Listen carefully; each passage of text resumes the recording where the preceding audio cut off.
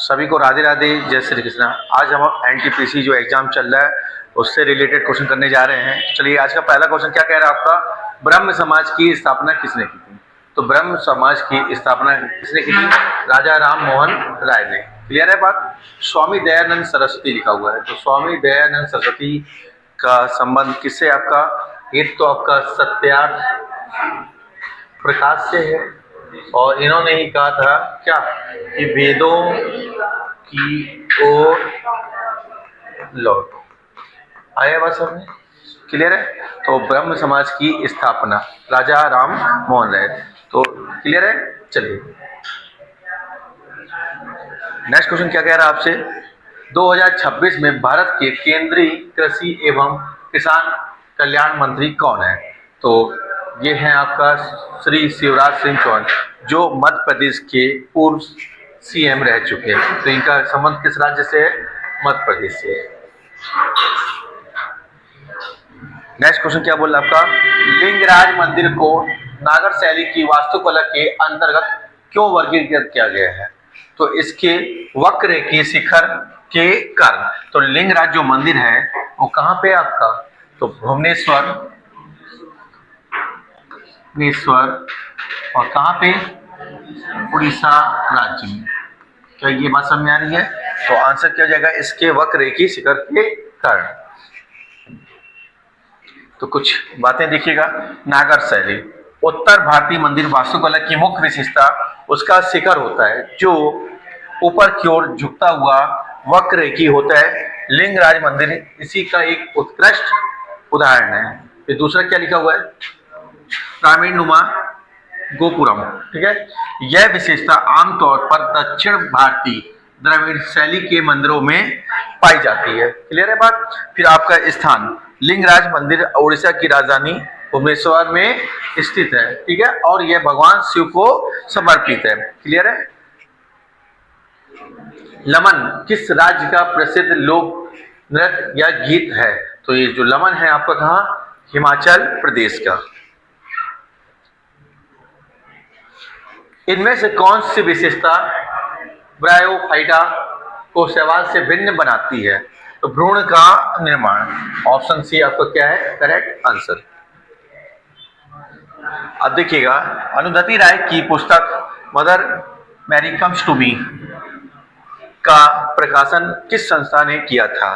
तो Penguin Random House. Option B आपका क्या है करेक्ट आंसर है।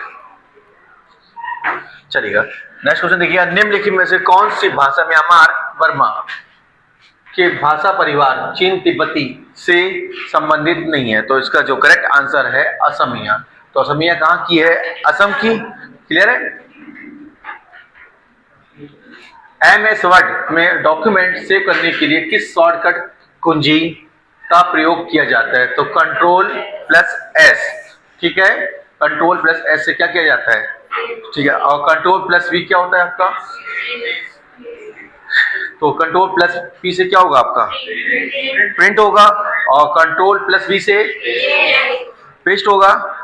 ठीक है, और Ctrl+O से ओपन होगा। क्लियर है बात? तो यहाँ पे लिखा ही हुआ है, देखिएगा।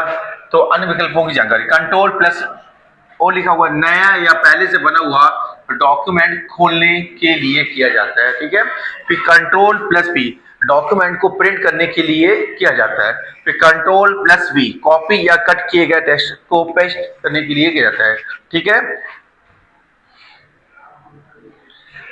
कंप्यूटर को रीस्टार्ट करने से क्या तात्पर्य है?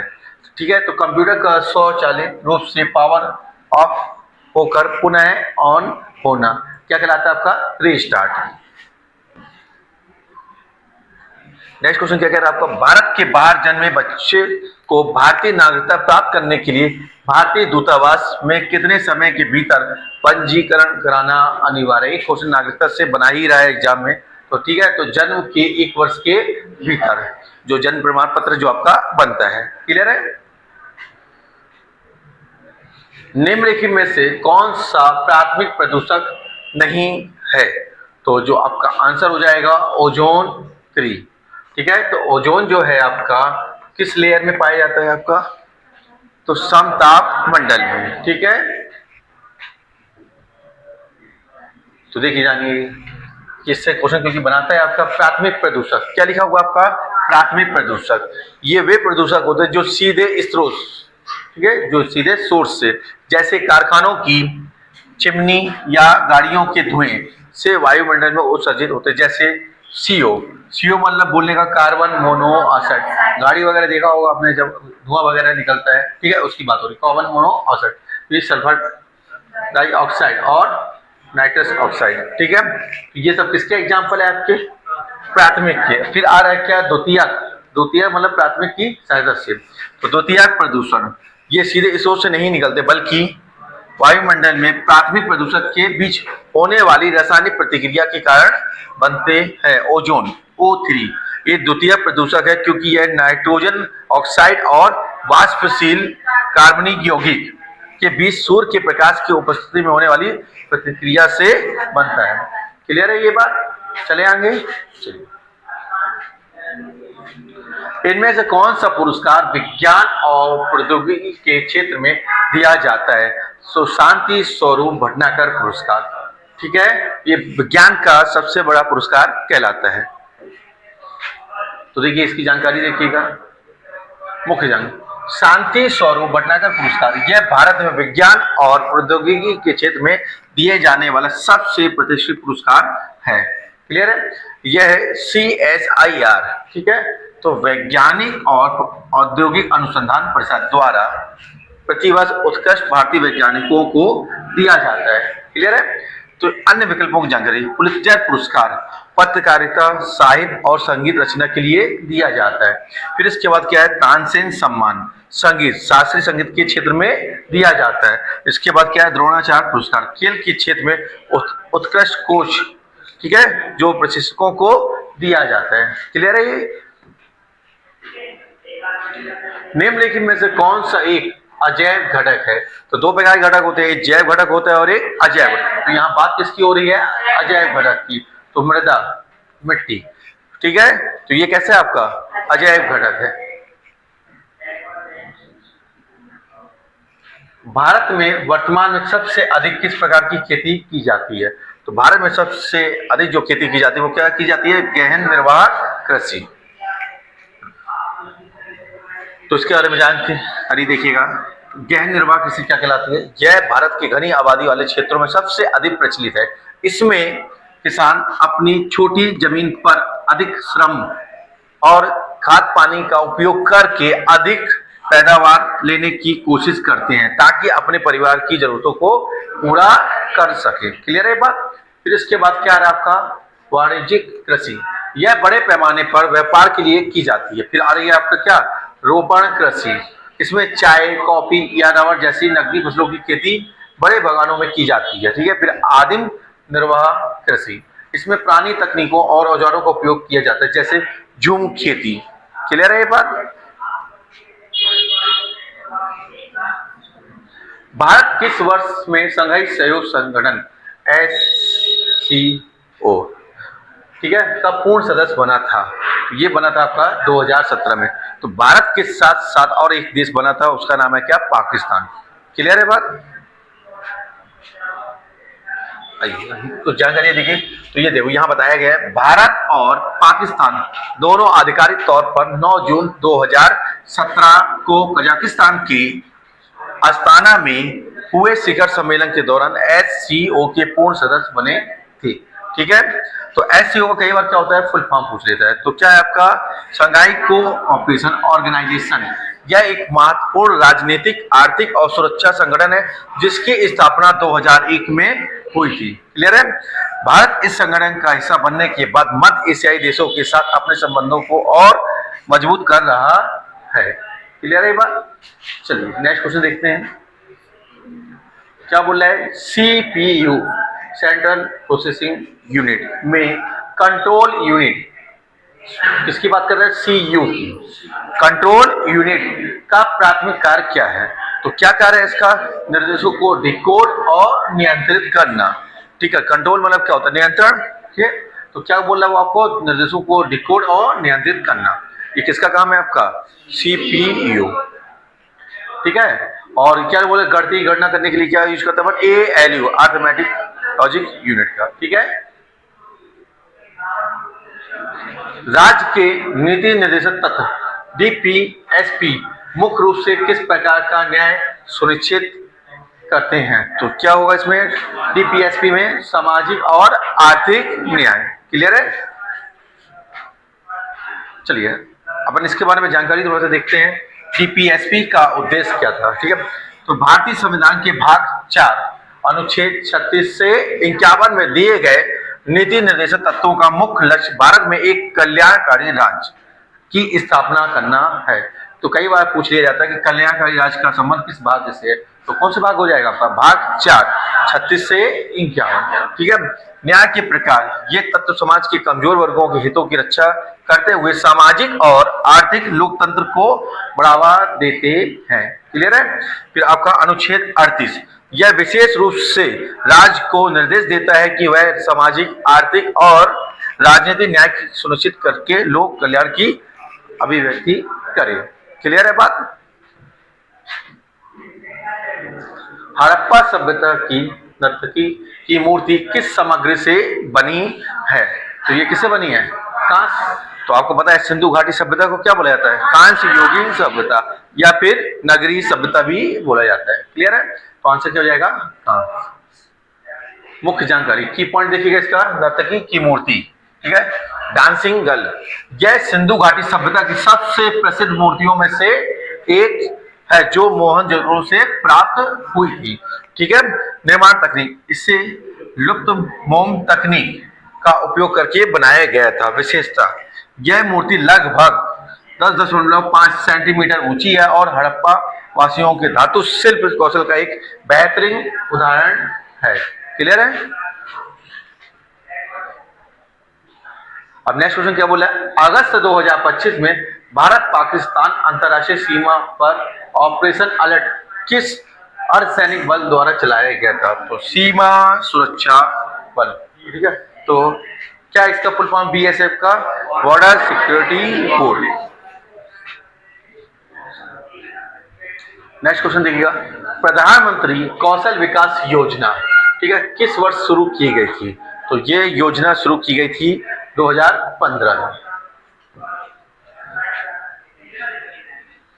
तो देखिए इसके बारे में, लॉन्च की तारीख, कब इसको लॉन्च किया गया था, तो प्रधानमंत्री कौशल विकास योजना की शुरुआत 15 जुलाई, तारीख क्या थी, 15 जुलाई 2015 को विश्व युवा कौशल दिवस के अवसर पर की गई थी। क्लियर है। उद्देश्य, इसका उद्देश्य क्या था, तो इसका मुख्य उद्देश्य भारतीय युवाओं को उद्योगों से संबंधित कौशल प्रशिक्षण प्रदान करना है ताकि वे बेहतर आजीविका प्राप्त कर सकें, ठीक है। तो मंत्रालय, किस मंत्रालय के द्वारा, तो यह योजना कौशल विकास और उद्यमिता मंत्रालय द्वारा संचालित की जाती है। क्लियर है। अब नेक्स्ट क्वेश्चन देखिए, उड़ीसा की चिल्का झील, कौन सी झील, चिल्का किन किन जिलों तक फैली हुई है, तो देखिएगा, तो ये कहां तक फैली हुई है, पुरी, गंजाम और खुर्दा। क्लियर है। तो आपको ये जो चिल्का झील है खारे पानी की झील है, भारत की खारे पानी की सबसे बड़ी झील कौन सी है, चिल्का, और ये रामसर साइड में शामिल होने वाली पहली झील है। आ रही भाषा में, तो आपका जो आंसर हो जाएगा क्या हो जाएगा, पुरी, गंजम और खुर्दा। चले आगे, चलिएगा नेक्स्ट क्वेश्चन देखिएगा, मैंगो सावर आम्र वर्षा का संबंध मुख्य रूप से किन राज्यों से है, ठीक है। तो इसका संबंध जो है आपका केरल और कर्नाटक से। मुख्य जानकारी देखिए मैंगो सावर के बारे में, मानसून आने से ठीक पहले, मानसून आने से ठीक पहले गर्मियों के अंत में होने वाली वर्षा को क्या बोला जाता है, मैंगो सावर या आम्र वर्षा। ऐसा तो मन में नहीं है कि आम की वर्षा, समझ में आया। तो नाम का कारण, इसे यह नाम इसलिए दिया जाता है क्योंकि यह वर्षा आम की फसल को जल्दी पकने में बहुत मदद करती है। बात समझ में आ रही है। इस वर्षा से आम क्या होते हैं, जल्दी पक जाते हैं। अन्य स्थानीय नाम इसी तरह की प्री मानसून वर्षा को पश्चिम बंगाल में क्या बोला जाता है, काल बैसाखी। तो कई बार एग्जाम में पूछा गया है कि काल बैसाखी का संबंध किस राज्य से है, तो किस राज्य से है, पश्चिम बंगाल के नाम से भी जाना जाता है। याद रहेगा आपको, तो काल बैसाखी का संबंध किससे है? पश्चिम बंगाल से। चलिएगा नेक्स्ट क्वेश्चन देखिए, इलेक्ट्रॉन के आवेश द्रव्यमान अनुपात का निर्धारण किसने किया था? क्लियर है? इलेक्ट्रॉन के आवेश द्रव्यमान का अनुपात तो किसके द्वारा? जे थॉमसन के द्वारा। ठीक है, तो कुछ जानकारी देखिएगा।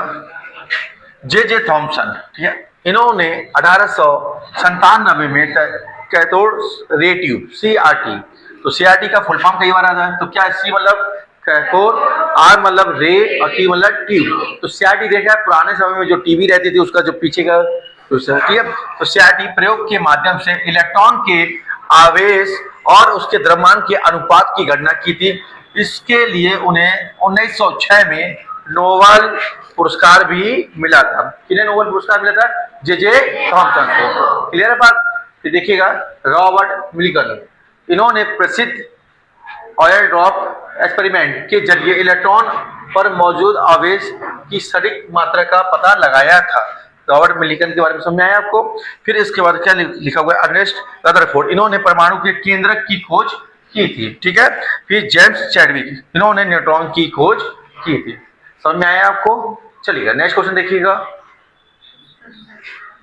संसद सदस्यों के वेतन भत्तों और विशेषाधिकार का निर्धारण किसके द्वारा किया जाता है? संसद द्वारा कानून बनाकर। तो ऑप्शन सी इसका क्या हो जाएगा करेक्ट आंसर।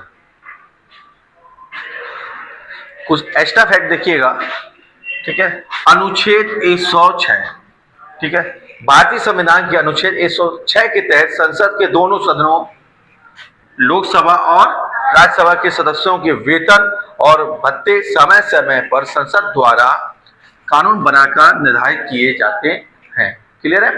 फिर विशेषाधिकार, सांसदों के विशेषाधिकारों का वर्णन संविधान के अनुच्छेद 105 106 के संबंध से वेतन से और विशेष अधिकार के संबंध से अनुच्छेद 105 में किया गया है और इनके विस्तार या बदलाव का अधिकार भी संसद के पास है। क्लियर है? मेक इन इंडिया मिशन किस वर्ष शुरू किया गया था? मेक इन इंडिया जो मिशन है आपका 2014 में। अब नेक्स्ट क्वेश्चन क्या बोला? भारतीय संविधान की 12वीं अनुसूची में कुल कितने विषयों को शामिल किया गया? टोटल शुरू में जब हमारा संविधान बनकर तैयार हुआ था उस समय 8 थी, फिर उसके बाद 4 और जोड़ी गई, तो टोटल अभी कितनी है आपकी? 12। तो वो 12वीं के बारे में पूछ रहा है, तो 12वीं में कितने हैं आपके? 18। और 11वीं में, तो 11वीं में है 29 विषय और 12वीं में कितनी है? 18। 12वीं अनुसूची का संबंध किससे है? नगर पालिका से, और 11वीं का ग्राम पंचायत। ठीक है, देखिएगा, तो यहाँ पे मुख्य जानकारी 12वीं अनुसूची, इसे 74वें संविधान संशोधन अधिनियम 1992 के माध्यम से संविधान में जोड़ा गया था। नगर पालिकाएं, ठीक है, यह अनुसूची नगर पालिकाओं की शक्तियों, अधिकार और जिम्मेदारियों को परिभाषित करती है। इसमें कुल 18 कार्यात्मक विषय शामिल हैं। ठीक है, तुलना इसके विपरीत 11वीं अनुसूची जो पंचायतों से संबंधित है में 29 विषय दिए गए हैं। क्लियर है? तो पंचायत में 29 और नगर पालिका में कितनी है? 18। चलिए नेक्स्ट क्वेश्चन देखिए, कलिंग के राजा खारवेल किस वंश से संबंधित थे? तो इनका संबंध किस वंश से था? छेदी। ठीक है, छेदी वंश से संबंध था। तो कलिंग किसका पुराना नाम है? कलिंगा बोला जाता है, ठीक है ना। तो किसका? कलिंग का पुराना नाम है, अभी का नाम क्या है आपका? उड़ीसा। बात समझ में आ रहा है? चौथी पीढ़ी के कंप्यूटरों में मुख्य इलेक्ट्रॉनिक घटक के रूप में किसकी शुरुआत हुई थी? ठीक है, तो यहाँ पे क्या है आपका? देखो लिखा हुआ है, देखिए सभी का मतलब है आपका ट्रांजिस्टर, फिर वैक्यूम ट्यूब, फिर एकीकृत प्रतिरोध जिसको आईसी बोलते हैं। तो आईसी का मतलब क्या होता है? इंटीग्रेटेड सर्किट होता है। और फिर आपका माइक्रो प्रोसेसर। तो चौथी बोला है चौथी पीढ़ी, तो चौथी पीढ़ी में जो आपका आया था वो क्या आया था? Micro processor. पहली पीढ़ी में क्या था? पहली पीढ़ी में था आपका वैक्यूम ट्यूब। दूसरी पीढ़ी में क्या आया आपका? ट्रांजिस्टर आया। तीसरी पीढ़ी में क्या आया? आईसी आया। चौथी, तो यहाँ पीढ़ी बाई पीढ़ी, तो ये पहली पीढ़ी का संबंध है, इसका किससे है आपका? दूसरी पीढ़ी से है, इसका किससे है? तीसरी। और चौथी पीढ़ी से संबंध किसका है? माइक्रो प्रोसेसर से। चलिए देखिएगा इसके बारे में वही चीज दी हुई है। तो जनरेशन और मेन कंपोनेंट, तो जनरेशन वाइज, ठीक है।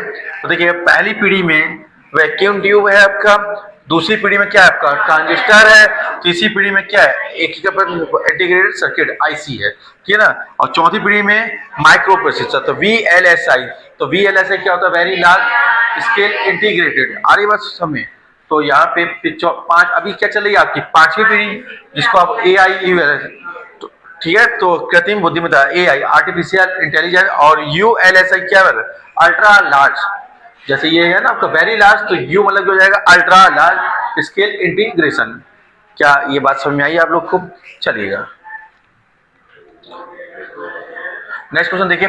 1510 में पुर्तगालियों द्वारा किस भारतीय बंदरगाह शहर पर कब्जा किया गया था? तो आपको पता होना चाहिए कि पुर्तगाली कहाँ पे कब्जा किए हुए थे, गोवा में। जब हमारा देश आजाद हो गया था उसके बाद कहीं जाके आजाद हुआ था क्या, गोवा। कब हुआ था वो? 1961 में, सबसे बाद में ही हुआ था। तो आंसर क्या जाएगा आपका, गोवा। देखिएगा कुछ जानकारी। अल्फांसो डी अल्बुकर्क, पुर्तगाली गवर्नर अल्फांसो डी अल्बुकर्क ने 1510 में, कब बोल रहा है आपका, 1510 में बीजापुर के सुल्तान यूसुफ आदिल शाह से गोवा को जीता था। बात समझ में आ रही, किसे जीता था? सुल्तान यूसुफ आदिल शाह से गोवा को जीता था, ठीक है। आजादी, भारतीय सेना ने, देखो वही बात आ गई आपकी, 1961 में ऑपरेशन विजय, क्या नाम था उसका? तो ये पूछा जाता है कि ऑपरेशन विजय का संबंध किससे है? तो ऑपरेशन विजय का संबंध किससे है? गोवा की आजादी से, ठीक है, के माध्यम से गोवा को पुर्तगालियों से मुक्त कराया था। क्लियर है बात? भारत में समुद्री मार्ग से आने वाले पहले यूरोपीय कौन थे? तो कौन थे? पुर्तगाली, जिनका नाम क्या था, वास्को डी गामा। कब आए थे? 1498। तो कहां पे आए थे ये? तो केरल के तट पर, जिसका नाम क्या था, कालीकट, ये नाम था, जिसको वर्तमान में क्या बोला जाता है, कोझिकोड, ये बोला जाता है। और इनकी मुलाकात क्या किससे हुई थी? तो राजा, इनकी मुलाकात हुई थी किससे? केरल के राजा, क्या नाम था, जबूरीन से, ठीक है। किससे हुई थी? केरल के राजा जबूरीन से इनकी मुलाकात हुई थी। तो क्या लिखा हुआ है, वास्को डी गामा, पुर्तगाली खोजी यात्री वास्को डी गामा 20 मई, कब तारीख क्या थी, 20 मई 1498 को समुद्री मार्ग से भारत कालीकट, लिखा हुआ है, केरल पहुंचने वाले पहला यूरोपीय था, ठीक है। यूरोपीय शक्तियों के आगमन का क्रम क्या था? भारत में यूरोपीय कंपनियों के आने का सही क्रम, कभी कभी इससे क्वेश्चन बना लेता है। तो देखिएगा सबसे पहले कौन है? पुर्तगाल, 1498। इसके बाद कौन है? डच, 1602 में। इसके बाद कौन है? अंग्रेज, 1608 में। आया बात समझ? इसके बाद कौन है? डेनिश, 1616 में। फिर लास्ट में कौन है? फ्रांसीसी, 1664 में। ये क्रम आपको बहुत अच्छे से तैयार करना है। ये समझ में आया आपको? तो देखिए पुर्तगाली शासन, पुर्तगाली सबसे पहले भारत आए और सबसे अंत में 1661 में गोवा से गए। अरे बस सबसे पहले कौन आए और सबसे बाद में गए भी कौन? ठीक है, आइए। भारत में SJ-100 यात्री विमान के निर्माण के लिए HAL हाल ने किस देश की संस्था के साथ समझौता किया है? तो इन्होंने समझौता किसके साथ किया है? यूनाइटेड एयरक्राफ्ट कॉरपोरेशन, रूस के साथ। किसके साथ? रूस के साथ। चलिए नेक्स्ट क्वेश्चन देखिए। जून 2025 में जारी सतत विकास रिपोर्ट के अनुसार 168 देशों की वैश्विक SDG, ठीक है, इंडेक्स में भारत की रैंक क्या है? तो भारत की जो रैंक है वो कितनी है? 106वीं। तो SDG का फुल फॉर्म क्या है? Sustainable development goals. ये 17, ये भी कई बार एग्जाम में पूछता है। तो कितने? ये 17 वैश्विक लक्ष्य है। कितने हैं? 17, जिन्हें संयुक्त राष्ट्र द्वारा 2030 तक, तो ये लक्ष्य कब तक का है? 2030 तक गरीबी मिटाने, ग्रह की रक्षा करने और सभी के लिए शांति सुनिश्चित करने के लिए निर्धारित किया गया है। तो रिपोर्ट यह रिपोर्ट सतत विकास समाधान नेटवर्क द्वारा जारी की जाती है। क्लियर है? आइएगा नेक्स्ट क्वेश्चन। दादा भाई नौरोजी की पुस्तक poverty and un British rule in India किस आर्थिक सिद्धांत पर आधारित है? धन के निष्कासन का सिद्धांत। क्लियर है? दादा भाई नौरोजी भारतीय राष्ट्रीय कांग्रेस में कितने बार अध्यक्ष बने हैं? 3 बार। बात समझ में आ रही? तो सबसे पहले क्या हुआ? 1885। तो 1885 का संबंध किससे है? वीएमएस चंद्र बनर्जी पहले अध्यक्ष बने। फिर दूसरे नंबर के अध्यक्ष कौन बने थे? दादा भाई नौरोजी 1886। और तीनों बार जो इन्होंने अध्यक्षता की है वो कहाँ पे? कलकत्ता में। ठीक है। और दादा भाई नौरोजी को क्या बोला जाता है? ओल्ड मैन बोला जाता है। ठीक है। किस संविधान संशोधन अधिनियम द्वारा ओडिया भाषा का नाम बदलकर ओडिया किया गया और इसे 8वीं अनुसूची में संशोधित किया गया था? तो ये क्या था आपका? 96वां संविधान संशोधन अधिनियम। ठीक है। 1992 के किस अंतरराष्ट्रीय समझौते सम्मेलन में सतत विकास की अवधारणा पर विशेष जोर दिया गया था? तो रियो अर्थ समिट। ठीक है। इसको रियो अर्थ समिट जैसे क्या बोला गया? पृथ्वी सम्मेलन आया बस में। फिर यही सम्मेलन का आपका +20 2012 में बस में है। क्लियर है? 20 साल बाद फिर होगा आपका क्या? 2012 में। आइएगा अन्य विकल्पों में जाए। Kyoto protocol 1997। क्योटो प्रोटोकॉल का 1997 ग्रीन हाउस गैसों के उत्सर्जन को कम करने से संबंधित है। ठीक है। फिर मॉन्ट्रियल प्रोटोकॉल। क्योटो जो जगह है वो कहाँ पे? आपका जापान में। कहाँ पे है? फिर मॉन्ट्रियल प्रोटोकॉल। मॉन्ट्रियल जगह कहाँ पे? आपका कनाडा में। तो मॉन्ट्रियल प्रोटोकॉल ओजोन परत के संरक्षण से संबंधित है। क्लियर है? फिर पेरिस समझौता 2015 जलवायु परिवर्तन और वैश्विक तापमान वृद्धि को रोकने से संबंधित है। आ रही बात समझ?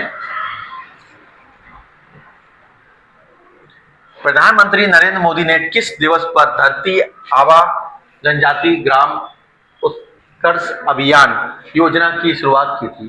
तो गांधी जयंती 2 अक्टूबर। क्लियर है बात? नेक्स्ट क्वेश्चन देखिए। 1857 में प्रकाशित पहले मराठी उपन्यास यमुना पर्यटन का मुख्य उद्देश्य क्या था? विधवाओं की दयनीय स्थिति और सामाजिक रुचियों को उजागर करना था। क्लियर है? कुछ जानकारी देखिएगा। लेखक यमुना पर्यटन के लेखक कौन थे? बाबा पदमन जी थे। क्लियर है? महात्मा इसे आधुनिक मराठी साहित्य का पहला उपन्यास माना जाता है। क्लियर है बात? विषय यह एक सामाजिक सुधारवादी उपन्यास है जो हिंदू विधवाओं की दयनीय स्थिति, उनके उत्पीड़न और विधवा पुनर्विवाह की आवश्यकता पर गहराई से प्रकाश डालता है। क्लियर है? पृष्ठभूमि 19वीं सदी के मध्य में महाराष्ट्र में चल रहे समाज सुधार आंदोलनों का इस पर गहरा प्रभाव पड़ा था। ठीक है। चले आगे। सामान्य सूक्ष्मदर्शी सिंपल माइक्रोस्कोप में किस प्रकार के लेंस का उपयोग किया जाता है? तो कौन सा लेंस यूज होता है? उत्तल लेंस का। आइएगा। सामान्य सूक्ष्मदर्शी यह एक कम फोकल लंबाई वाला एक अकेला उत्तल लेंस होता है। ठीक है। कार्य क्या काम है इसका? जब किसी छोटी वस्तु को इस लेंस के फोकस के अंदर रखा जाता है तो यह उसका सीधा, ये आता है एग्जाम में क्वेश्चन, सीधा, बड़ा और आभासी प्रतिबिंब बनाता है जिससे हम उसे साफ देख पाते हैं। क्लियर है? उपयोग इसका उपयोग घड़ियों के बारीक पुर्जों को देखने, ठीक है, फिर आपका जौहरियों द्वारा रत्नों की जांच करने और रीडिंग लेंस के रूप में किया जाता है। क्लियर है ये बात? चलिए 103वें संविधान संशोधन अधिनियम 2019 के माध्यम से सामान्य वर्ग के आर्थिक रूप से कमजोर EWS, ठीक है, को 10% आरक्षण देने के लिए भारतीय संविधान में कौन से अनुच्छेद जोड़े गए थे? तो अनुच्छेद 15(6) और 16(6). क्या ये बात समझ में आई? आइए इसके बारे में जानते हैं। अनुच्छेद 15(6) यह अनुच्छेद शिक्षण संस्थानों, निजी और सरकारी दोनों में प्रवेश के लिए आर्थिक आधार पर आरक्षण की अनुमति देता है। ठीक है। अनुच्छेद 16(6) यह अनुच्छेद सरकारी नौकरियों और नियुक्तियों में आर्थिक रूप से पिछड़े नागरिकों को आरक्षण देने का अधिकार देता है। क्लियर है?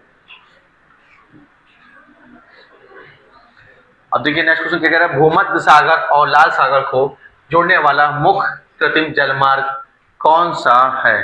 तो स्वेज नहर, सुना होगा आपने। ठीक है, कौन सी नहर है? स्वेज नहर। भारत में ब्लू वाटर पॉलिसी, शांत जल की नीति किस पुर्तगाली गवर्नर द्वारा शुरू की गई थी? तो किसके द्वारा? Francisco de Almeida. चलिए नेक्स्ट क्वेश्चन देखिए, निम्नलिखित में से कौन सा उपकरण इनपुट और आउटपुट दोनों कार्यों के लिए किया जाता है? तो इसका जो करेक्ट आंसर होगा वो देखिए टच स्क्रीन। देखो कीबोर्ड क्या कहलाता है आपका?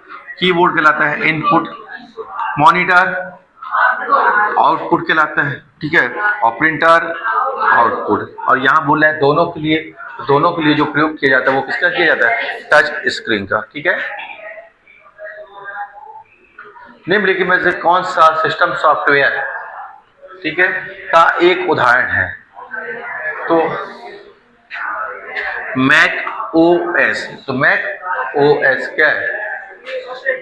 ऑपरेटिंग सिस्टम, जो कि सिस्टम सॉफ्टवेयर है।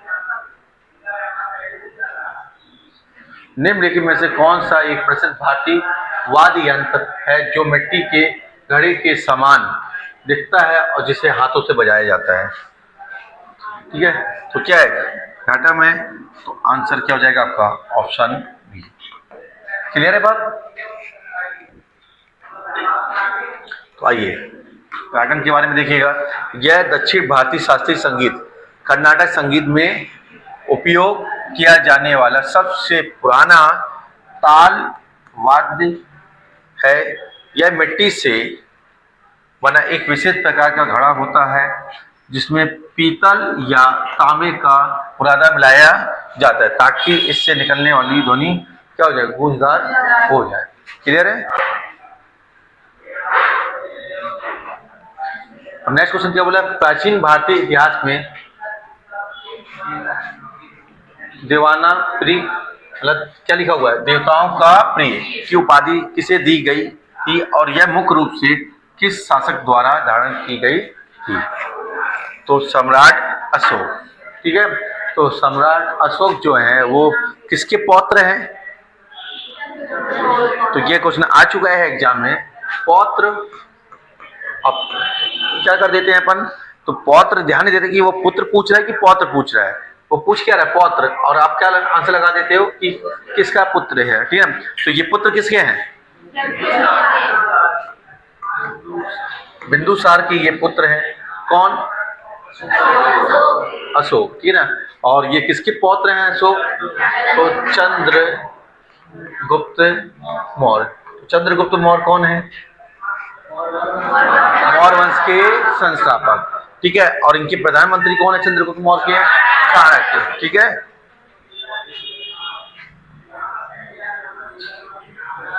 भारतीय संविधान के किस अनुच्छेद के तहत ग्राम पंचायतों को कर लगाने और धन जुटाने की वित्तीय शक्तियां प्रदान की गई हैं? तो अनुच्छेद 243H। क्लियर है? आइए तो देखिए ये लगातार यहाँ से क्वेश्चन बन रहे हैं तो आपको पूरा लगातार अच्छे से कवर करना है। अन्य विकल्पों की जानकारी, अनुच्छेद 243G, इसका मतलब क्या है? यह ग्राम पंचायतों की शक्तियों, अधिकार और जिम्मेदारियों जैसे आर्थिक विकास और सामाजिक न्याय की योजनाएं बनाना से संबंधित है। जी का फिर इसका क्या लिखा हुआ है? अनुच्छेद 243I, यह पंचायतों की वित्तीय स्थिति की समीक्षा के लिए राज्य वित्त आयोग के गठन से संबंधित है। फिर आपका अनुच्छेद 243K, तो क्या तो यह पंचायतों के चुनाव संपन्न कराने के लिए राज्य निर्वाचन आयोग से संबंधित है। क्लियर है ये बात? चलिए आगे चलते हैं। भारतीय संविधान का कौन सा अनुच्छेद अप्रजन, ठीक है, तो क्या लिखा हुआ है? पाकिस्तान को प्रस्थान और नागरिकता के